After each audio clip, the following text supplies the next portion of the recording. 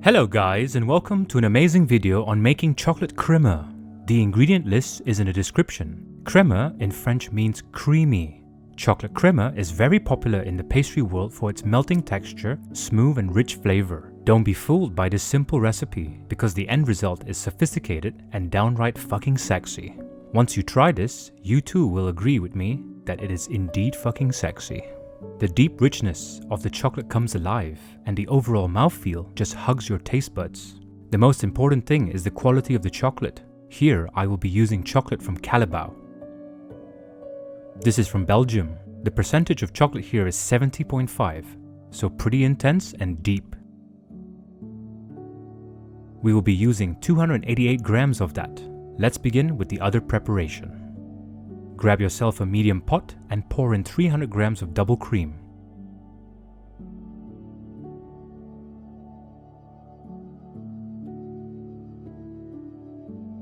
Then 400 grams of full-fat milk.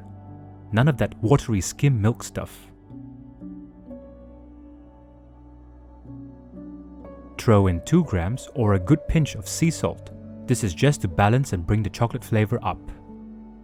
Take the pot over to the stove and turn on the heat to medium to high. We want it to boil. In the meantime, measure out 144 grams of egg yolks. Whisk that to make it smooth. Add in 72 grams of custard sugar. Mix well until everything is combined.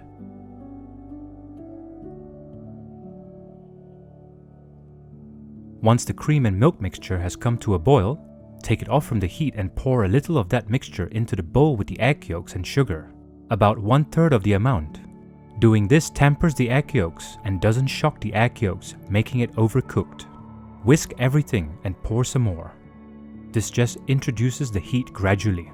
Now pour everything back into the pot with the remaining milk and cream mixture.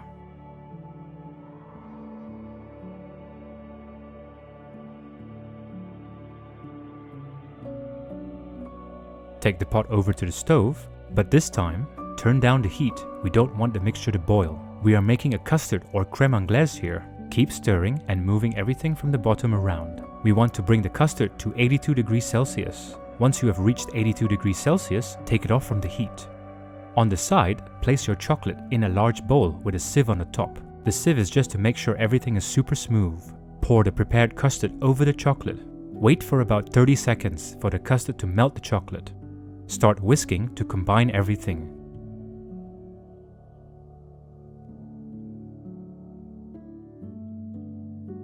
And once things start to combine well, change to a rubber spatula.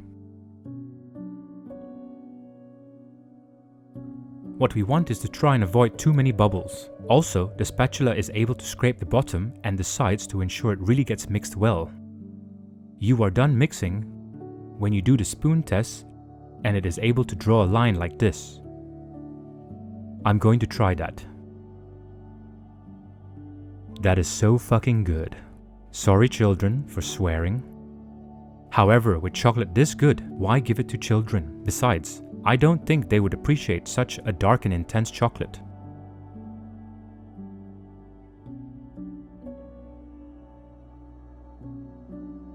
Now transfer it and place some cling film over the top. This will prevent the skin from forming on the surface and drying the chocolate out.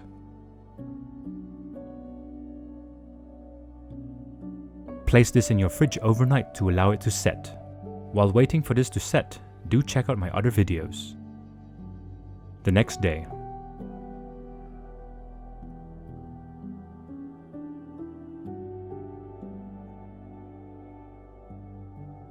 I couldn't stop myself. I had to steal some. Just look at that. Draw a line to see the set nature of this wonderful and versatile chocolate cream. You can top brownies with this, fill your macarons with this, have it with some ice cream or fill your cupcakes with it. Many possibilities. Such a smooth consistency to do a rocher, which is a single-handed quenelle. There you go. Present that for your dinner guest.